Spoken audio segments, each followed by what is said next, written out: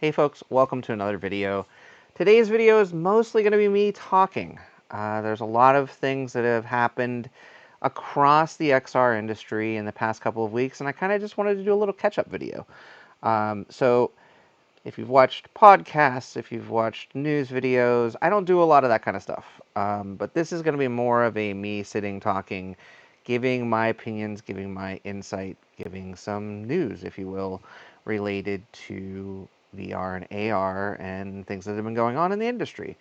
The first is I'm wearing Google Glass right now, and the reason for that is because Google Glass launched via Google I/O many years back at the Moscone Center in San Francisco. Google I/O was held this week in Mountain View, California at Shoreline Amphitheater, which is not that far from home, and I didn't get an in-person invite, so I watched as many of the streamed sessions on YouTube as I could. There were very small hints about Android XR, which is a platform that I am excited to see what happens with.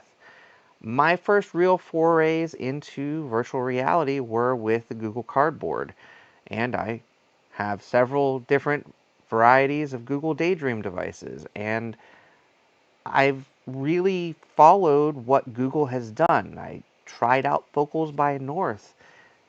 Thankfully didn't buy them because they disappeared shortly thereafter after Google acquired the technology. And I've got several of these little Google Glass devices. I have a CR48. I have a ADT1.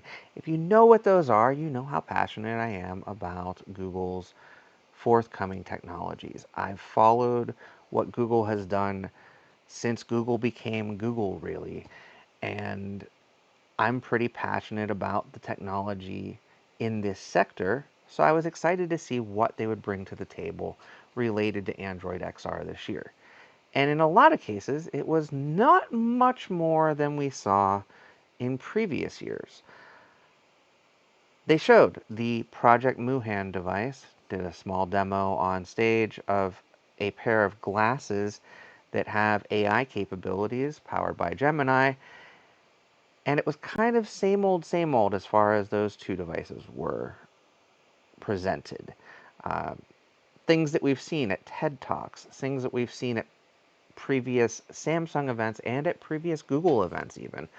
So not a whole lot new related to the video pass-through HMD or AI/AR glasses front. Um, and I refer to those two categories, which are really now three categories, because they've added something new. Uh, and again, not a whole lot of detail, but as many of you know, I am a big fan of Xreal, and I've been following their products since the Nreal Lite dev kit. Uh, I have tried pretty much everything that they brought to market. What I'm wearing on my face are the Xreal Air 2 Ultra. And the reason I'm wearing these is because in a lot of ways they look very similar to an upcoming project device called Project Aura, which was announced, but not a lot of information was given out at Google I/O. Now they're calling this an optical see-through headset device, and it will be tethered to some form of compute unit. Uh, it's been referred to as a compute puck. It is going to be a wired tether similar to all of the other Xreal products that have come out in the past. But one of the things that's exciting is they're saying that the glasses will have a 70-degree field of view, which with birdbath optics is a pretty significant difference than the like 54-ish degree field of view in these glasses. There is going to be slam tracking from sensors on the glasses, similar to the two sensors on the sides here. And in the center of the Project Aura device, at least what has been pictured, I haven't seen a physical version of this device anywhere, and they didn't do any demos at Google I/O, is an RGB camera. At least that's what it looks like, which I'm assuming would be used for video pass-through type things. So taking a picture of something so that Google's Gemini can respond related to that picture or video, or just recording video, or recording video so that you can see kind of a mixed reality picture of what you're seeing in the glasses, but also see what the user is seeing, blending those together, which the X-Real Eye can do when connected to the X-Real Beam Pro, which does not run Android XR. It runs a X-Real proprietary OS for spatial applications called Nebula OS. So this is actually a fourth type of device that we're talking about with Project Aura. This is not a Project Aura device. I apologize for pointing to my glasses a bunch of times, but the Project Aura device itself is going to be powered by Android XR in a category called optical see-through headsets. So the four categories of Android XR devices are video see-through headsets, similar to the Samsung Muhan device, optical see-through headsets, similar to the X-Real Project Aura device, AR glasses, similar to prototype glasses that the folks at Google have shown off a couple of times, which have small waveguide display in the center of, I believe it's the right eye, or dual displays that display information so that you can either have monoscopic or stereoscopic vision. Things like AI prompts, things like a preview of a photo that you might be taking or a video that you might be taking using the glasses so you can see what the glasses are capturing. Things like 3D mapping of navigation. There's a lot of potential for even just a small window. And again, with similar technology, these Ray Neo X2 glasses, these are not in any way Android XR devices, but these have dual waveguide stereoscopic displays in small little squares, which if I tilt my head enough, you'll be able to see reflected in the image. And they have a similar type of AR 3D navigation, similar AI prompt with like floating assistants. So a lot of the features that Google is showing off and showcasing in their prototype glasses, these have a kind of rough estimation of what Google with a hopefully more mature platform will be presenting. And the fourth style of Android XR device may look somewhat similar to these Ray-Ban Meta glasses. They're calling them AI glasses. And AI glasses, similar to the Ray-Ban Meta glasses, will work mostly by voice prompt and allow you to use Google's Gemini AI in some variant to ask questions, and again, maybe navigate, playback music, send text messages, have live email dictation back to you, possibly have eyesight assistance if you have low sight, possibly help with hearing assistance, possibly help with live translation. Like there's a lot of capabilities that either the Ray-Ban Meta or similar glasses like the Nuance glasses, like there's a lot of glasses that have come out recently that are using the power of AI to provide assistance or help. Might be like a calendar reminder by voice or something of that nature pops into your glasses. So that's the type of potential that these AI glasses might have, whether they're just audio or if they have screens in them. Again, they'll have cameras in them, so they'll be able to see and respond based on that, but they may not have a screen that you can see in them. The cool thing is, while Meta has a partnership with Luxottica, Google has lined up some eyewear partners of their own to manufacture these glasses. So Warby Parker is the biggest name, at least in the United States, but they also are working with Korean brand Gentle Monster, which has kind of like a, I don't want to call them cartoony style, but they're like really oversized and fashionable glasses. And then a luxury eyewear manufacturer called Kering Eyewear. So those three partners are lined up to help with the manufacturing and commercialization, as I believe Google put it, of AI glasses in the next year or so. So while those 4 categories of Android XR device were discussed briefly and unveiled at Google I/O, the only other real information they gave, at least in the sessions that were streamed online, was about how you can deploy applications to an Android XR device. They didn't really showcase anything else related to Android XR outside of, like I said, a small demo with AR glasses with a small screen in them and the ability to try the Project Muhan device by Samsung. And I believe with that you could view like a spatial video and navigate a couple of applications and ask some AI prompt questions as well. Now there's going to be multiple ways to deploy applications for Android XR. One is by using a new type of application that Google is calling adaptive apps for Android. Now with adaptive apps, you can create an application that you can then deploy to phones, televisions, watches, your car stereo system that's running Android Audio, your watch, and the 4 different types of Android XR device. You can also have what's called a differentiated application, which is specific to Android XR.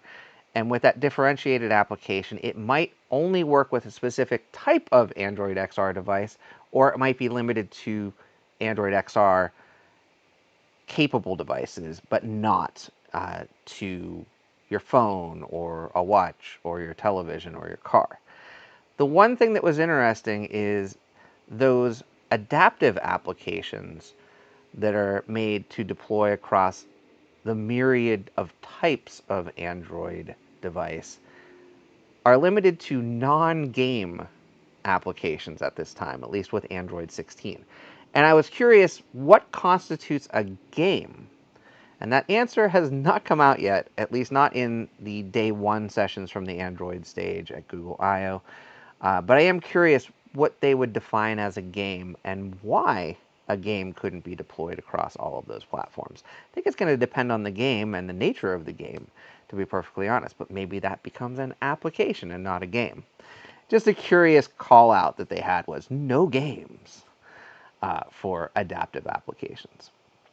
Now with those differentiated applications, things like hand tracking, things like having very large screen displays, or at least virtually large screen displays, using OpenXR interactions, using spatial audio, things that would not normally be available on your smartphone or in your car with Android Auto.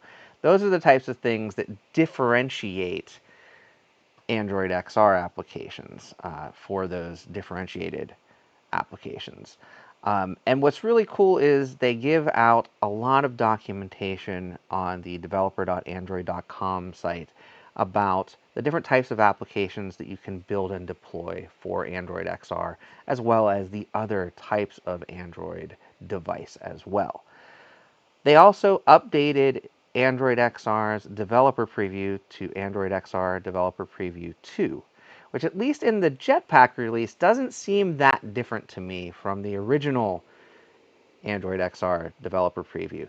It does now support spatial video in both 180 degree and 360 degree format. Remember VR 180? They had cameras specifically for it, for YouTube?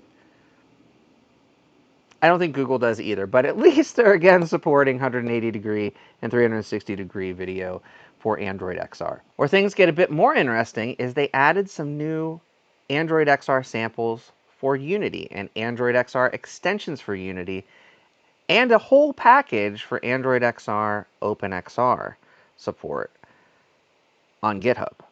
And there's cool things like a hand tracking demo, a facial tracking demo. There's a bunch of different options out there to see kind of the capabilities of Android XR. I don't have a device to deploy these on, and I'm not really a developer, but it's exciting to see some of these building blocks start to become available. To me, they're still early building blocks, and I don't think like you can build amazing things without a lot of knowledge already from these samples and from these extensions, but it's starting to actually look like Android XR is a thing as opposed to a thing that people are talking about, if that makes sense. A lot of Google I/O was centered around artificial intelligence. I'm not a huge fan of the current direction of artificial intelligence, so we're going to now transition to my next topic. Yeah, I wore these a couple of minutes ago just to kind of showcase what an AI glasses are. When I bought these glasses, these are the Ray-Ban Meta Collection glasses. They were called smart glasses. And the primary use cases for them were taking photos and video in short clips and having audio that is good quality, playable, and microphones so that you can take phone calls, as well as, for me, having transition lenses that can darken when I'm in brightly lit conditions. I wear these with my prescription as my daily go out into the world glasses. I have a smaller pair of glasses that you see in my videos that I wear behind my head-mounted displays and at home for comfort. But when I go out into the world, I have light sensitivity in my eyes, and I need to have this tint, this darkening shade from the transition lenses, and it's really honestly been life-changing to have that. That's not something that you need to have smart glasses to have. It's just I also was interested in having the cutting-edge Ray-Ban Meta glasses at the time, and so that's the frames I decided to get transition lenses installed into. I was excited for these glasses when they came out. I was a very early adopter. I paid for my first set of these glasses myself. These came as a press review unit with the translucent exposed parts, if you will, at Meta Connect last year. But my first set of glasses I paid myself. I got from somebody that got them early and didn't want them. It was like an unwanted gift, so I got a slight discount, but I purchased them myself. I was excited to have them for a number of reasons. One, to have a good pair of outdoor glasses, like I said, so I could go out into the world. A second bonus is a number of years ago, I had an MRI, and I didn't have any foreknowledge that the sounds of an MRI could actually impact you.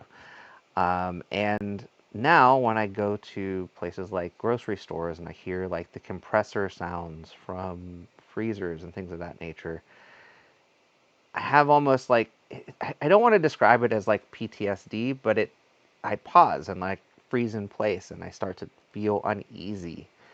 And having the audio from these glasses as opposed to having earbuds in my ears or things of that nature has been really revolutionary for that too, because I feel like a normal person. I'm just playing audio from the downward firing speakers in the glasses to have something other than that compressor sound or those sounds that make me feel uneasy out in public.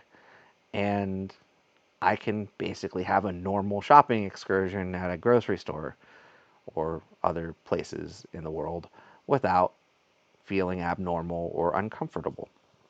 So these glasses without AI features, mind you, made a ton of sense for me at the time. They didn't have Meta AI yet, as a matter of fact, when I purchased the glasses. Since then, Meta have put what I consider extremely half-baked AI features into the glasses. And I don't know what their primary motivation is, but I've been part of a Smart Glasses early access program where I provide focused feedback either in focus group sessions or community bulletin boards or email surveys on a pretty consistent basis about potential new features that might be coming to the glasses, how I feel about features that have been deployed to early access users, how I feel about features that have been deployed to all users. And at one point, they decided to move forward with what they called Live AI. And Live AI, instead of having a trigger word, which in the case of using these glasses, you'd say, "Hey Meta." On the previous Ray-Ban Stories glasses, the trigger to like take a picture or answer a phone call or things of that nature was, Hey Facebook, because Meta didn't exist yet. But for these glasses, it's Hey Meta.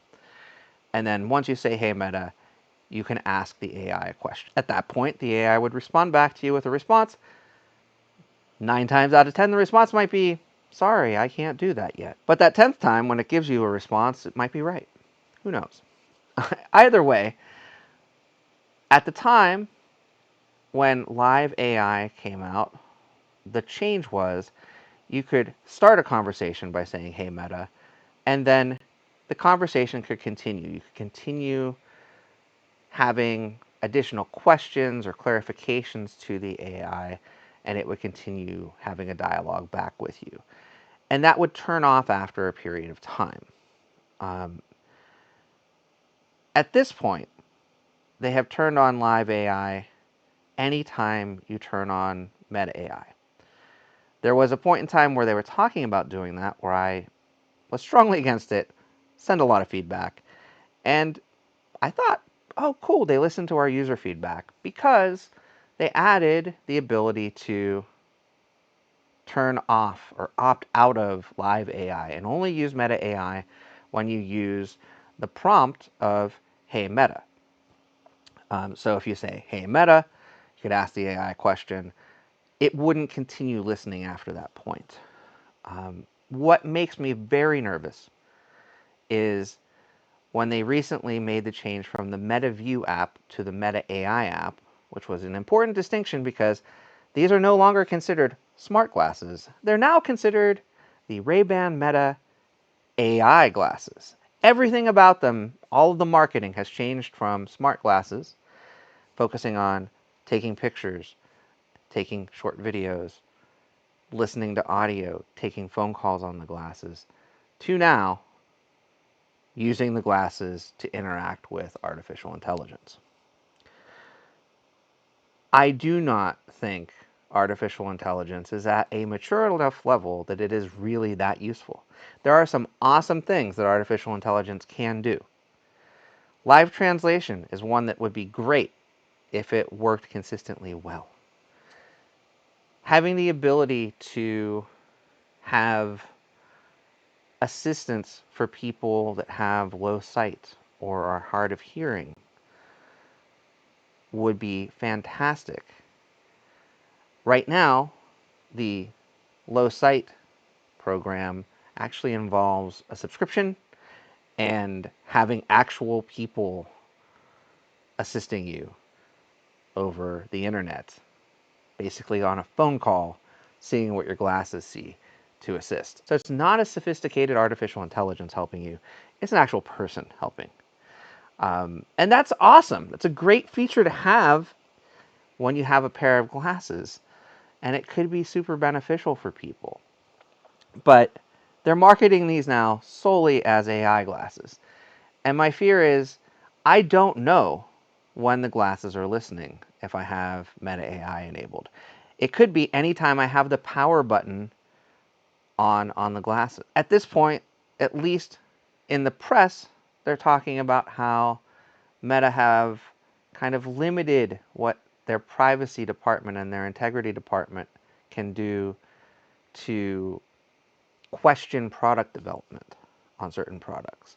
And I know that Meta are currently in a big hurry to work on their next future iteration of, I guess, AI glasses. And my fear is that those AI glasses, or a future iteration, are going to turn into glasses that are constantly not just listening to everything that you do throughout your day when the power is on, but also documenting with the cameras everything that you see. And you see that even in demos today. And that's not just coming from Meta. Google has this notorious type of demo that they do with their prototype AR glasses, where somebody forgets where their keys are, and it knows the exact shelf and the exact book it's next to on the shelf, even though you didn't ask it to look at that shelf. At Google I/O, when they did their live demo, the person doing the demo on stage asked about what the coffee brand was on the coffee cup that they drank out of earlier in the day. If it wasn't constantly monitoring, how would it know that? Um, and so what my concern is not only would that be training artificial intelligence with your conversations, with your video feed, first person video feed of your whole day, as long as the glasses are turned on, but what could then be turned over, for example, to a state or federal government from this random cloud where all of this material is being stored, particularly if there's no privacy controls in place. So I'm a little scared. And honestly, I completely disabled Meta AI for the time being because of that uncertainty on these glasses. And it makes me sad, to be honest, because this is a type of product that is revolutionary that can really help people. And I feel like focusing on what is a unfinished plan for artificial intelligence is really crippling them. And I really would like to have a return to smart glasses and less of a using the user as the trainer for an artificial intelligence. Get your training from people that are employed by your company, not from the people that are consuming your products. So that was kind of a little editorial about a feature set that's changed that I've been unhappy with from the folks at Meta. Now let's jump into something that's kind of cool that I've actually had the chance to test out and provide feedback for that's out today. Sometime in the near future, when you update your MetaQuest device, instead of seeing the current menu structure and UI that you've been used to, you're going to see this. This library screen here is the screen that comes up as kind of your home screen for what's called Navigator. The Navigator looks a lot like your smartphone screen might, with the library open on your smartphone. You have the ability to pin titles, like right now it's got Horizon Feed as a default, Horizon Store, People, and Browser. You can see my most recently played applications, like cats, as you can tell. You can also sort by apps, worlds, if you want to look at Horizon worlds, Horizon Plus, if you have a Horizon Plus subscription. This used to be called MetaQuest Plus. Your unknown sources applications, your downloads for recent downloads, and there's also a handy store button right here which will take you out to the store. Now the store right now, as you can see, same type of panel that you've had in the past. These panels have not been migrated to Navigator yet, but you still have the ability to do things like make them immersive. You can change the dimming to be more or less dim. All of that is controllable within the application itself. So you can make it a curved screen in different ways. You can switch to an immersive mode as opposed to a pass-through mode. All of that is available directly through these little underbars. And you can move those bars around just by grabbing that bar at the bottom there. You can also hide all of these portable windows by clicking that button. And if you hit the Meta button, you don't see the portable windows, do you? But if you click the portable windows button to show windows, now they come up. And then you can also do cool things like launch an application. So if I wanted to check out my Neko Itsumi game here, I can now hit the Meta button, bring up the Navigator. Maybe I want to launch a browser. So let's say we want to see more information about Neko Itsumi Perfect. We can pull up the website. We're going to close this Horizon Feed window. We're going to close this Connections window right now. Let's just mount that there. So we've mounted a window up here. You can see Neko Itsumi Kitty Collector there. You can see all the cats. You can see Tagrilla, one of my favorite cats, leaving right now. Another cat coming now. Got lots of cats all over my yard. I can look at my cats in my cat book. Cool stuff. I can also pull stuff up on the web page right here. So let's say you wanted to show your YouTube chat or you were streaming on Twitch. You could see all of that too, and then just kind of click down here and that window stays put. Or you can have a browser window over here watching a YouTube video while making a YouTube video. There's all kinds of potential here. Let's look at our gifts here. How many fish did these guys give us? It's great stuff. Now, if we want to leave the application, we can just go back to Navigator. We can hit quit, and boom. We can close our browser window here as well. Move this down. Go back to the store. That's all the way that it was before. Clicking on the meta button brings back the Navigator. Super flexible, awesome stuff. I also want to talk a little bit about the camera icon. You can see this little streaming button at the bottom here. That's new as well. I can do things like see how long I've been casting. I can also click this button and stop casting. And you'll notice I'm casting to a television. You haven't been able to do that for a while. That's because they've added Miracast support. And again, this is a feature that may roll out a little bit later to you, but I'm excited that that's back as well. This whole time I've been recording this video about Navigator, I've been using that feature. Navigator starts to roll out to folks today. I have to say, it's been really a rewarding experience to have conversations with the people that are making these UX changes and seeing the changes brought to life, not necessarily in real time, but in quick succession.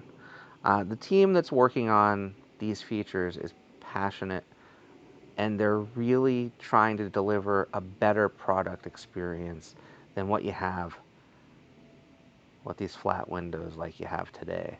Like clicking on this games window, this is kind of a chore. To try to find things that you want to play is so much harder than what I hope the experience that you have here is. This is also a familiar experience for people that have a smartphone or a tablet because it looks and feels like your smartphone or tablet. So I'm hoping that as Navigator features continue to roll out and mature, this is going to provide a better experience than the one that we've really had since as far back as the Gear VR days for mobile VR on Oculus and MetaQuest devices. So now I've talked about a bunch of different things. There's a few other things I do want to mention briefly.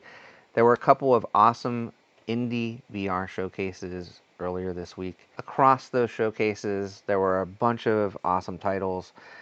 Another look at Titan Isles, which is probably my most anticipated game right now after having played briefly at GDC, having a sneak preview of the game there.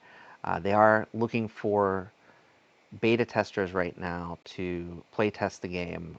So if you join their Discord, you have the ability to sign up to play test the game. Details for that are in the Sidequest VR showcase.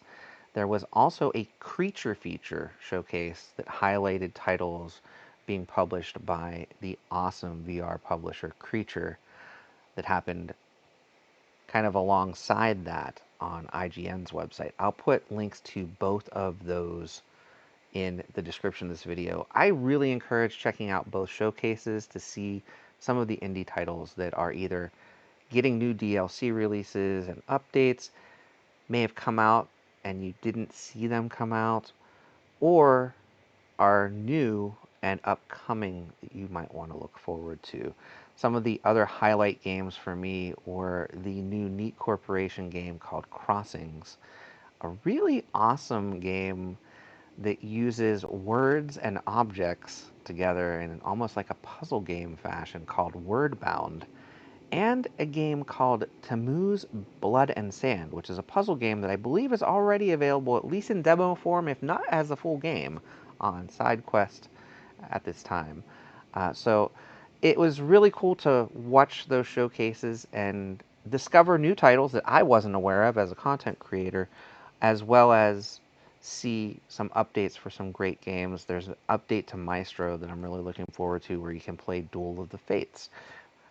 Well, you can conduct Duel of the Fates, I should say. Overall, it's really good to see continued enthusiasm from indie developers across the VR spectrum. It's a tough time right now in the games industry, and I just love the fact that there's people continuing to endure the challenges and come out with remarkable titles that can really only be experienced best in an immersive environment in virtual reality.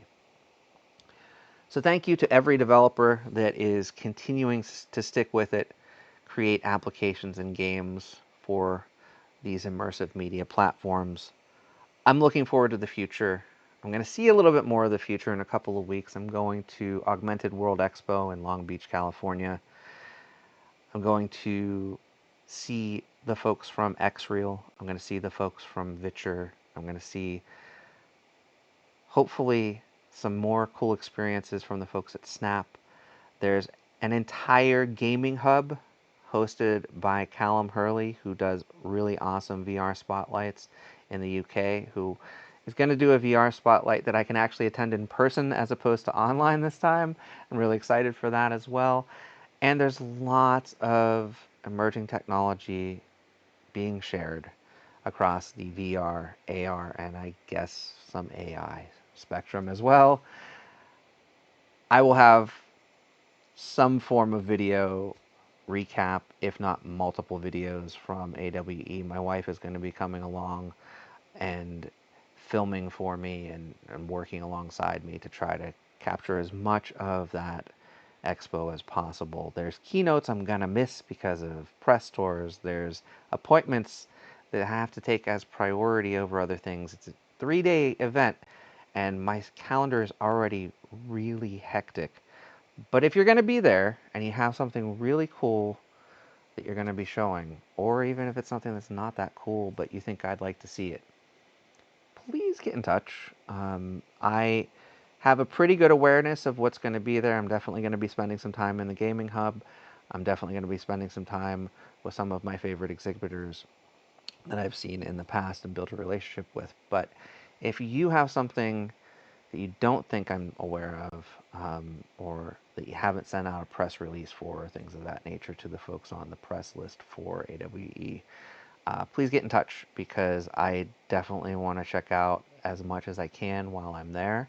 And I don't want to miss out on that one thing that maybe not everybody else is going to cover, because this community is really important to me. And the community is not just users. The community is the entire gamut of manufacturing, developers, users. Immersive technology is something that's awesome, whether it be VR, whether it be AR, whether you call it mixed reality, whether you call it pass-through, whether you call it video pass-through, whether you call it optical see-through. There's a lot of different terms, but they all mean something very important to me, and to a lot of you as well, or else you wouldn't still be watching this video. This has been an interesting video to make. It is not on my planned schedule, but I've been talking about XR for the past couple of weeks and probably annoying coworkers, my wife, friends, and I thought maybe it's better if I just get in front of the camera and talk it out. So I hope you've enjoyed this extended ramble from me, and maybe learned something too, because I learn something every day about virtual reality, augmented reality, and the multiple use cases that you might have, whether it's gaming, using it for applications, using it for health reasons. There's so much out there, and so much potential for more. Thanks for watching, and I'll see you next time. Bye-bye now.